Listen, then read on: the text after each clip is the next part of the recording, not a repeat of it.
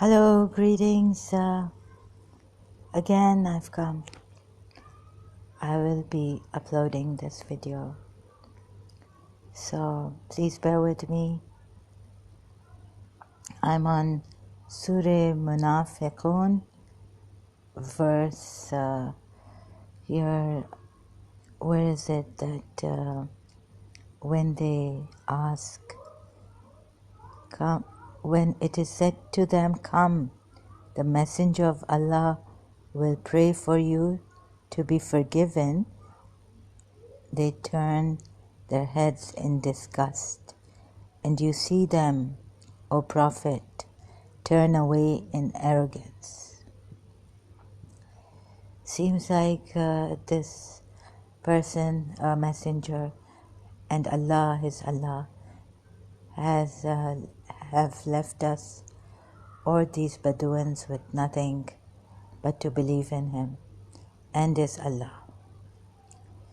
Such reasons he has given and such ways the ayats are put that you can see for yourself.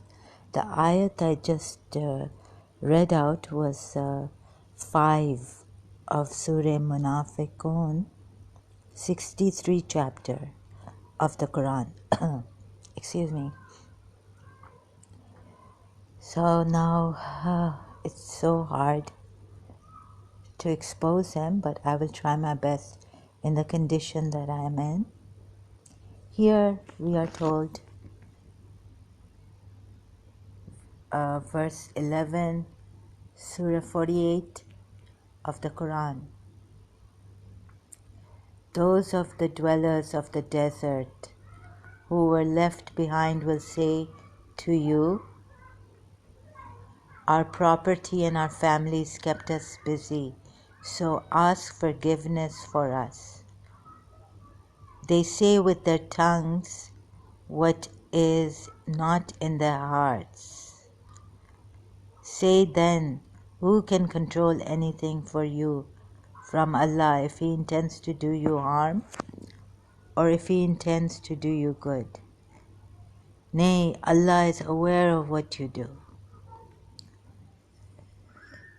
Sorry if this is moving, and so this is the ayat I read. When the Holy Prophet started from Medina on the journey to Makkah, he asked all the Muslims to join him in the pious act of performing Umrah, the lesser pilgrimage, and he had a good response. But some stayed back and made excuses. They wanted to save their skins from the possible attack by the Makkans. No power on the earth or in the heavens can intervene if Allah intends to give any people loss or profit. No stone unturned. Such ayats I was reading here in Surah Munafiqun too. So here, when they say ask for forgiveness, the blame is put on him, the Bedouins, that they are hypocrites. So can you blame them over here? Can you blame these hypocrites here? I mean, the validity, I'm questioning now, seriously, the validity of this Quran and the sanity of this messenger of Allah. Or, I mean, someone who could bring about such verses, what kind of someone was he? Can you blame them here? So when it is said to them, come, the messenger of Allah will pray for you to be forgiven. These hypocrites, right?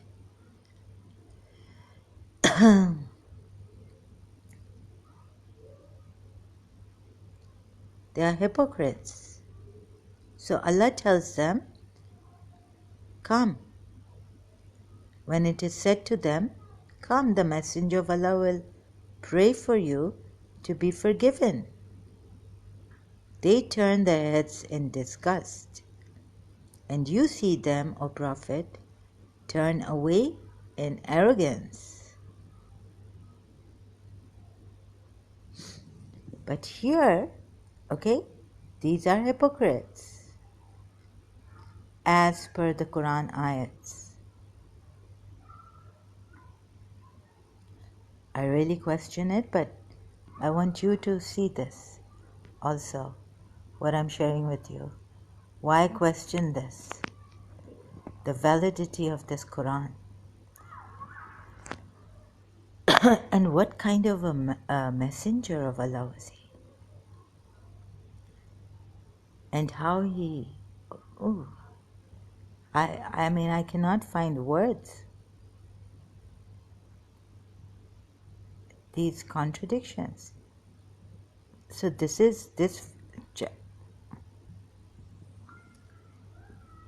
please bear with me. This chapter is that the hypocrites would turn away in arrogance, never ask. I mean, when Allah is telling them,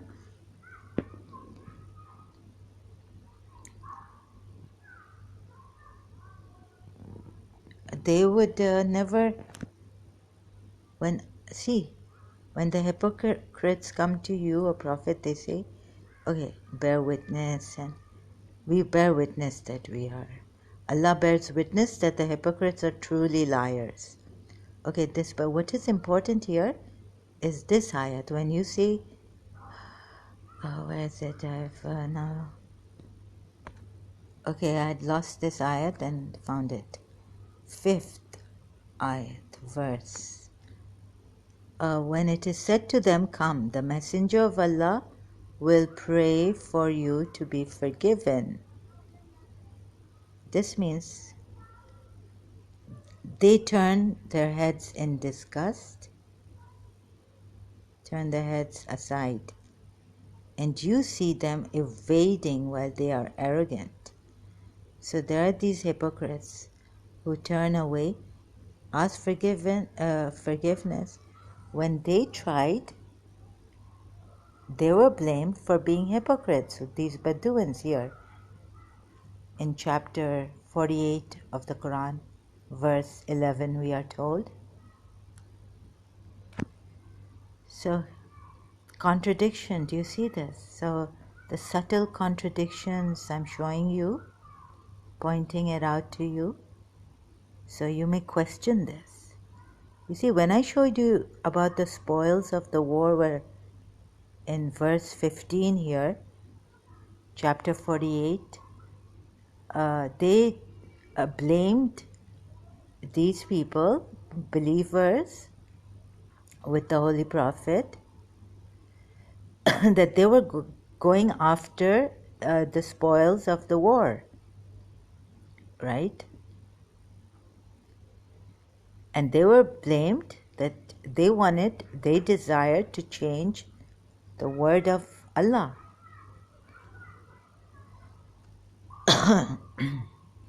So then, if that is okay, let's for a moment believe that this Quran ayat is speaking the truth, but it doesn't seem like it. Not to a intelligent person, or what shall I say, someone who just for a second put aside your fears and all as Muslims and Shia Muslims, and fear of doubts and the negative side of doubt and all this. And just look at this. I mean, here in verse 20, here, he promises, Allah has promised. Can you blame the Bedouins? for thinking even. Let's say it's true. I mean, let's say this verse, okay, they blamed wrongly or knowingly, they blamed these believers wrongly, knowingly, that they were not after the booty. They were not after the booty, right? And the Shia account also says, commentary, that jihad is not for acquisitions. But then why does Allah promise them? Allah promises you many acquisitions. Excuse me. Allah promised you many acquisitions. This is not even promises. Allah promised you many acquisitions, which you will take. This is important. The rest you can read. I'm not trying to deceive you here in any way. This was very important for me. Most important. I could be a sinner. I could be doing wrong. Ignorance, and love for the world, life, my life, this and that. But still we hold on to this.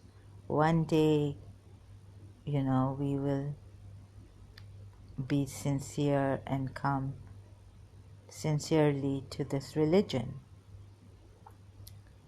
I'm not trying to deceive you. See, 19, many accusations will they take. But why does Allah promise them? Why is He saying twice here? Many accusations they will take. Allah promised you many acquisitions, meaning booty, spoils of war. Why? Can you blame them after reading these two verses? Can you blame these who were left behind, Bedouins, and those, let's say, with the Bedouins, or those who are left behind, but this specifically talks about the Bedouins, the dwellers of the desert, or the nomadic Arabs. Those who are left behind will say, when you set forth for gaining of acquisitions, allow us that we may follow you. When you go for the gaining of acquisitions, allow us that we may follow you. They desire to change the word of Allah.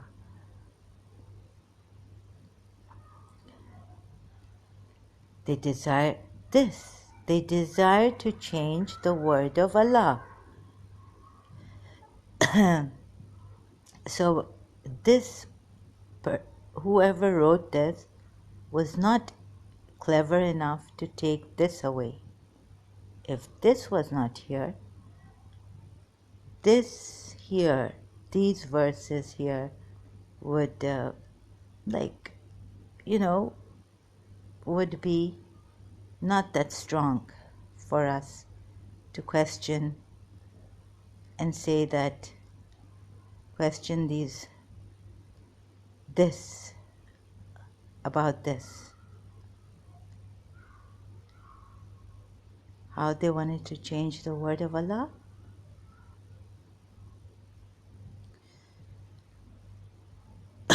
And so, okay, they were blamed, these Muslims, with the Holy Prophet, or the Muslims, just not the Holy Prophet, because say when you set forth for the gaining of acquisitions, not the Holy Prophet, the ones with the Holy Prophet, then they desire to change the word of Allah.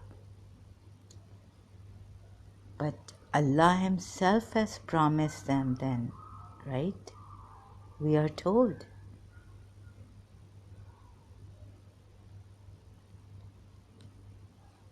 Allah Himself has promised them booties, accusations. Can you blame these Bedouins then? If they are blaming these believers, when you go set forth for the gaining of accusations,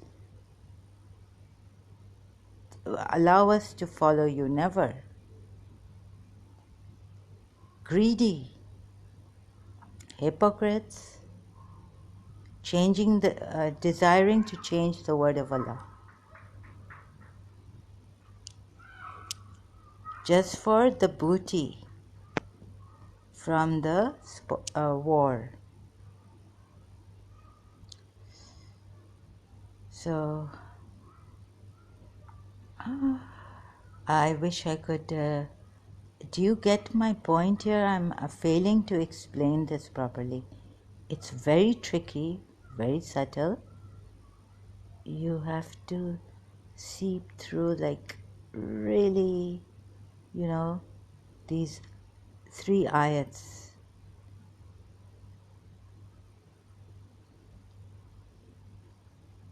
Another thing is, I found in Surah Munafiqun. Okay, maybe I'm going too fast. First, let me explain this here. With Surah Munafiqun, they've asked for forgiveness. So what were we told for the hypocrites?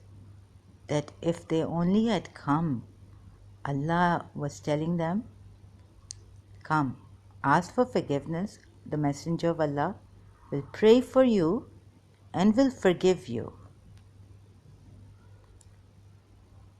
This point too,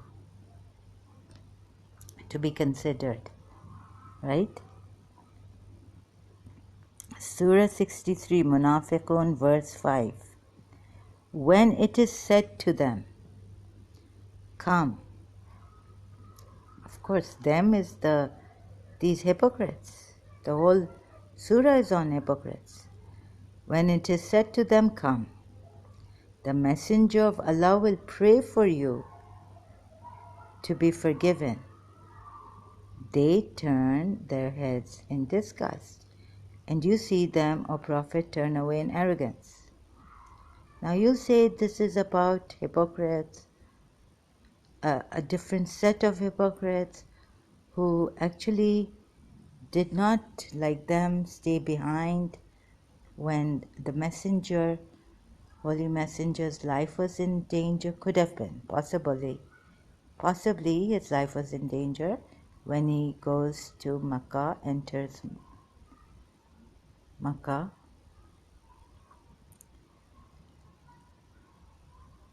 You did not protect, so why do you need the booty? And here they were just speaking out of their mouths, we are told, right? They were just speaking out of their mouths what was not in their hearts. They say with their tongues what is not in their hearts. 11th verse of Surah Fath. Those of the dwellers of the desert who were left behind will say to you, okay, so you'll say, well, the messenger also kept behind in that Hajj that he sent Abu Bakr for Hajj, and with 300 some Muslims, Mu'mineen. The messenger stayed in Medina. He did not perform that Hajj. So,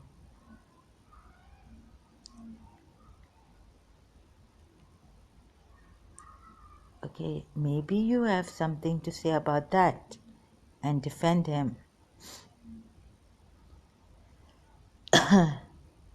because Abu Bakr's life was not in danger now, and all this. You can have many reasons behind all that.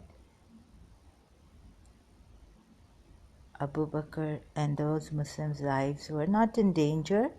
The Prophet just sent them to do Hajj with the idolaters until slowly they were taken out of Arabia, the idolaters. So they just went for Hajj. And their lives were not in danger then. So that's why it was okay for the messenger to stay in Medina.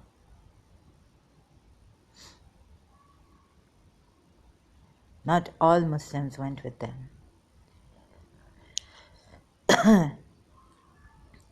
And this was not the great victory for the great victory.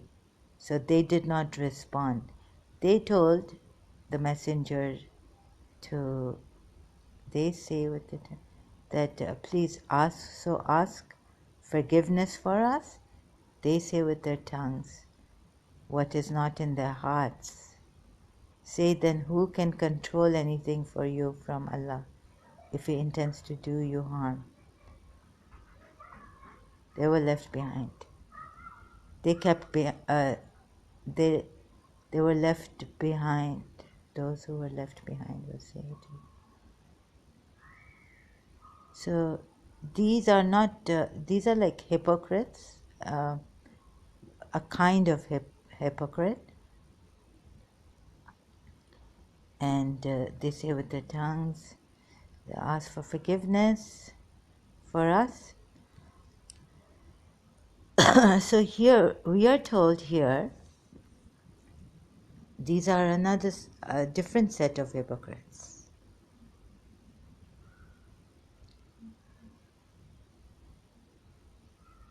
So when it is said to them, come, the messenger of Allah will pray for you to be forgiven, they turn their heads in disgust, and you see them, O Prophet, turn away in arrogance. Verse 5.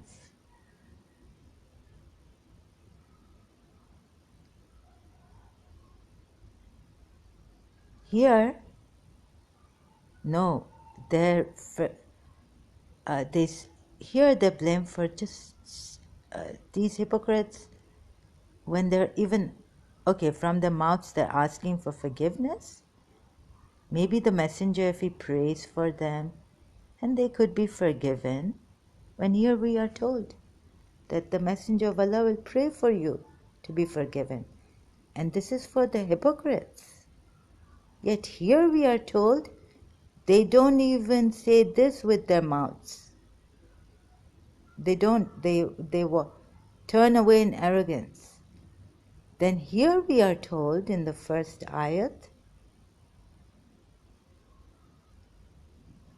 when the hypocrites come to you, O Prophet, they say, we bear witness that you are certainly the messenger of Allah. And surely Allah knows that you are His messenger. And surely Allah knows that you are His messenger.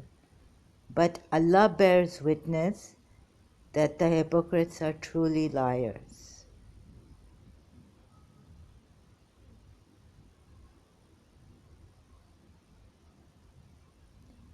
This means that Allah doesn't know that you are His messenger. Sorry, I'm just being funny. Second verse of Surah Munafiqun. They have made their false oaths as a shield, hindering others from the way of Allah. Evil indeed is what they do. This is because they believed and then abandoned faith. Therefore their hearts have been sealed, so they do not comprehend.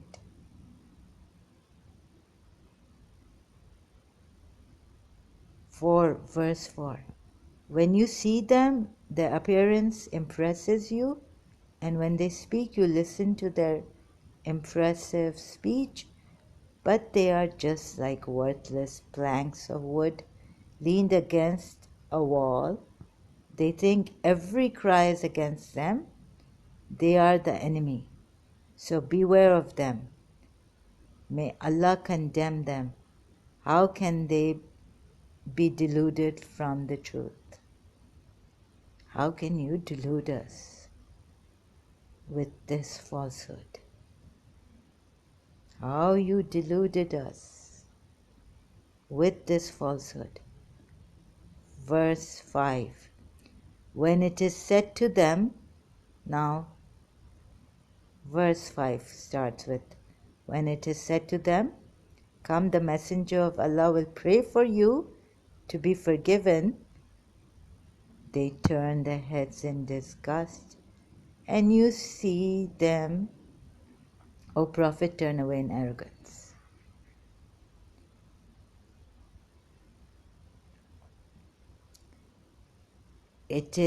Verse 6, it is the same whether you pray for them, their forgiveness or not, Allah will not forgive them.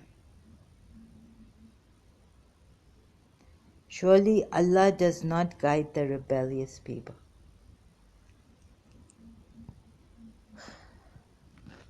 There's no way out from this religion. Even at that time, you had to believe any which way but lose. I mean, I have to read this again and again. They are the ones, and so many other verses, they are the ones, this is verse 7, they are the ones who say to one another, do not spend anything on those emigrants with the messenger of Allah, so they will break away from him, so that they will break away from him. But to Allah alone belong the treasures of the heavens and the earth. Yes. And Allah has promised them earthly spoils of the war. Yet the hypocrites do not comprehend. Can you blame them? I mean, this is too much, really. They say if we return to Medina, the honorable will definitely expel the inferior. But all honor and power belongs to Allah, His Messenger, and the believers. Yet the hypocrites do not know.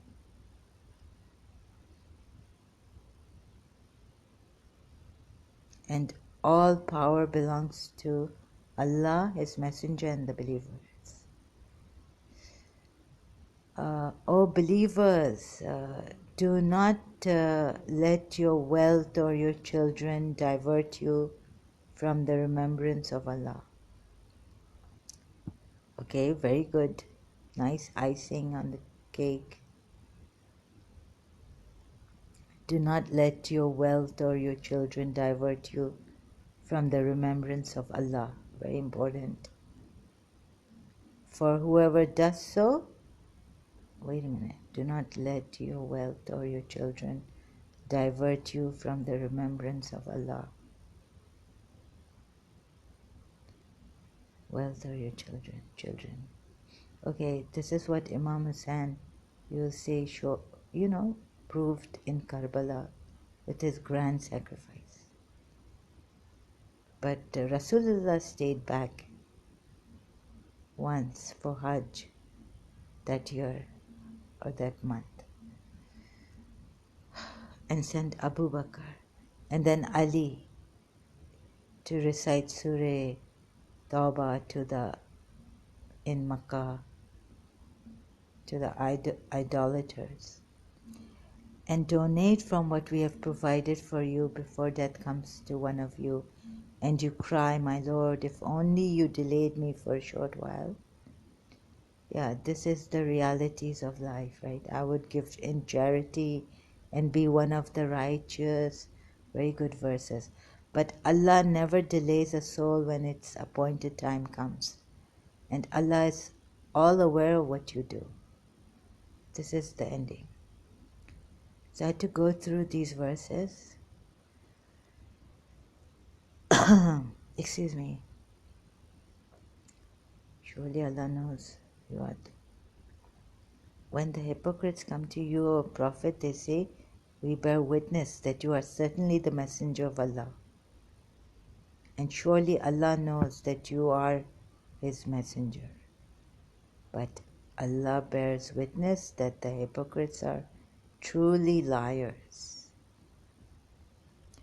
And surely Allah knows that you are His. Yes, Allah knows. But these hypocrites, whatever way, and surely this is not what the hypocrites are saying.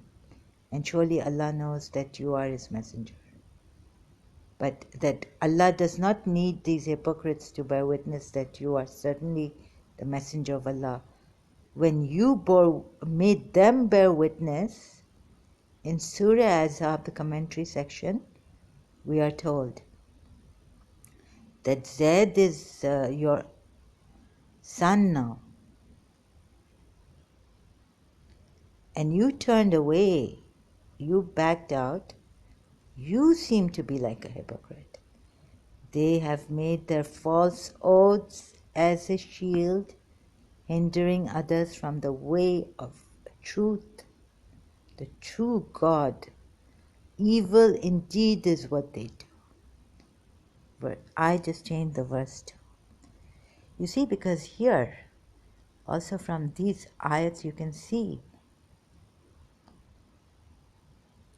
you see what he has done, he has put it on the poor, calling them hypocrites, the idolaters of his time, disbelievers of his time, they just didn't believe in him. And so, out of rebelliousness, intentionally, deliberately, willingly, knowingly, knowing he was a prophet, and yet they didn't believe in him. It's been 1400 years,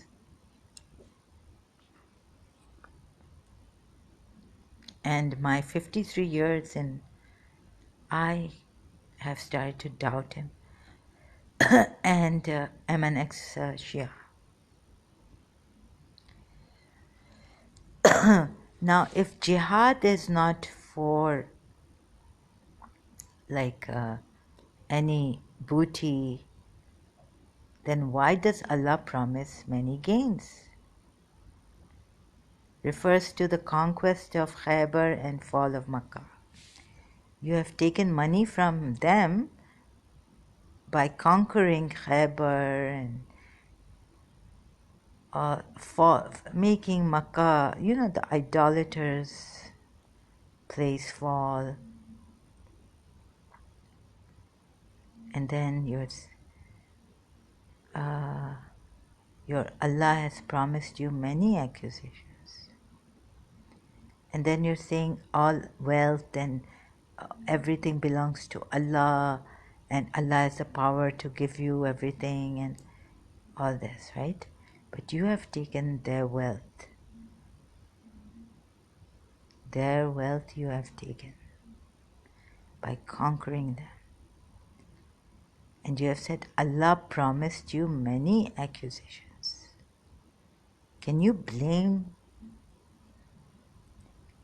them? And when you take Surah Munafiqun, they even said that ask forgiveness for us.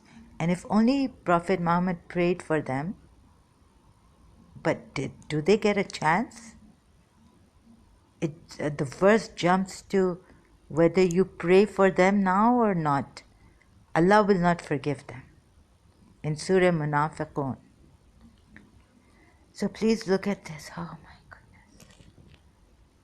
If you don't see what I'm showing you, and if I don't see it still, really I'll probably Maybe it will take more. I'm just in some spell or something, under some, I consider myself under some horrid cult still. Like one arm of mine is, they're going stretched there, and the head part, one is being, I'm so like, ding, ding, ding, ding, gone case. But as I have to expose and show you, maybe you will see this. If asking any other question, why Allah, then okay, they blamed these people that you behind will see when you, like they think they're going after, the Muslim believers are going after accusations, gaining of accusations. Allow us that we may follow you. They desire to change the word of Allah.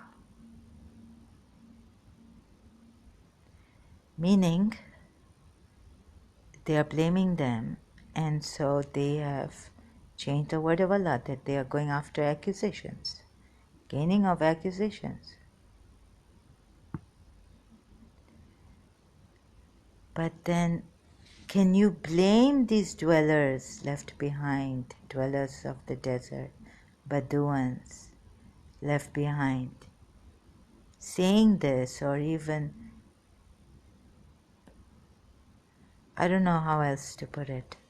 Maybe someone else can be better in putting this and showing you in a better way, putting it well. Well said, like well said. And many accusations. This is like Allah promised you. So these Bedouins, can you blame them? This verse has come, right? Allah promised you many accusations, which you will take. Why? When jihad doesn't need to be accusations about accusations. Well, here we are told word by word, Allah promised you many accusations. Not only here it says in a different way, and many accusations, booty, spoils of war, which they will take,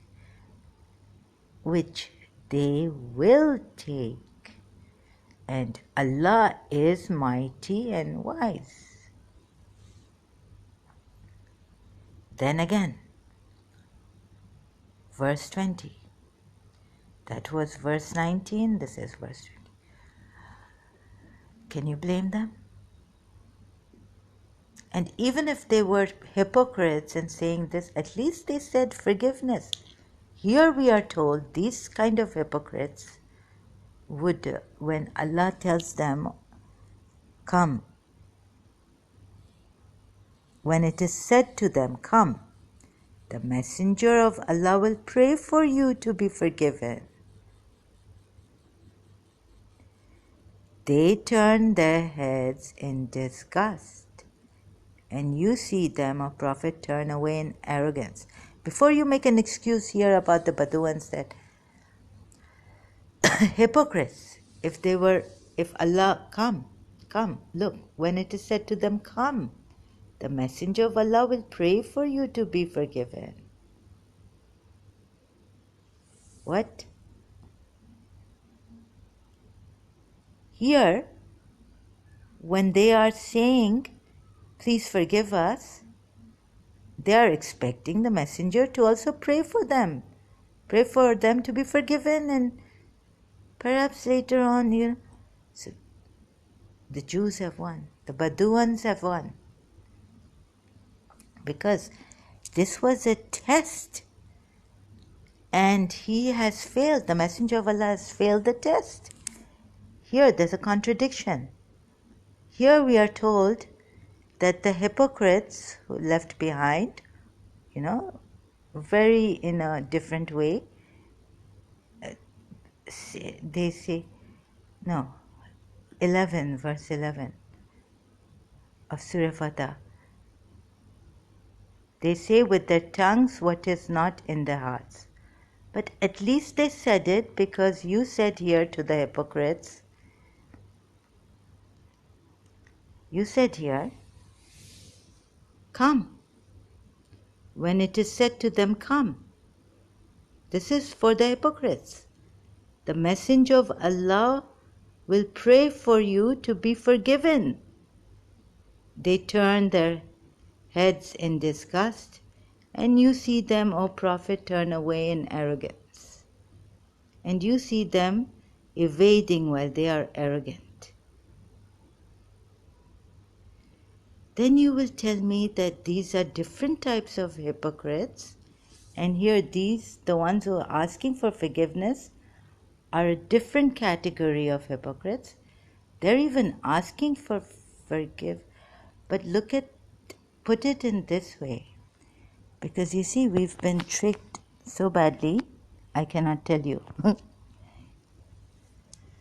This is a great cult. Oops.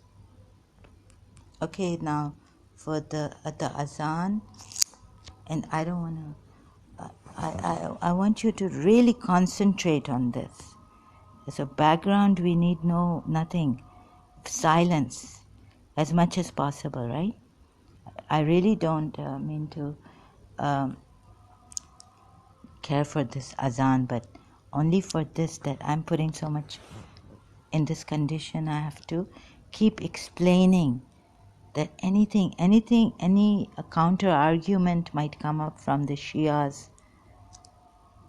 religious scholars, that I can, falsify and assure them how it's like it doesn't hold here, your argument, your reasoning. So I have to be very careful, because I know how my Shia religious scholars are, and even the Shia, some of them, who are well and who can argue and debate well and defend this religion and their prophet and Allah's messenger. So I have to be very careful and go very slow and try to give answers to every reason they may give in this counter debate, in this debate, a counter argument. So all sides I have to see. So I'm going to, whatever I've missed now, I'll go and then come back later. Please excuse me. Thank you so much.